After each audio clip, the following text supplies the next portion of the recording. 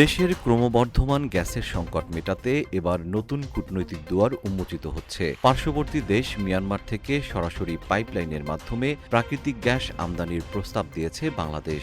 ২রা আগস্ট সচিবালয়ে বিদ্যুৎ ও জ্বালানি মন্ত্রী ইকবাল হাসান মাহমুদ ও মিয়ানমারের রাষ্ট্রদূত উ কিয়াও সোয়ে মো এর বৈঠকে প্রস্তাবটি উত্থাপন করা হয়।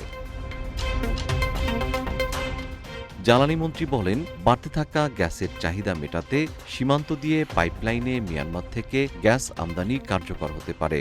প্রস্তাবে ইতিবাচক সাড়া দিয়ে মিয়ানমারের রাষ্ট্রদূত বাংলাদেশে এলএনজি রপ্তানির সম্ভাবনার কথাও জানান।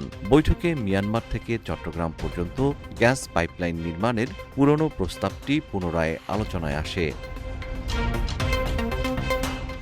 মন্ত্রী জানান, ২০০৩ সালে খালেদা জিয়ার সময় মিয়ানমার থেকে পাইপলাইনে গ্যাস আমদানির প্রস্তাব দেওয়া হয়েছিল।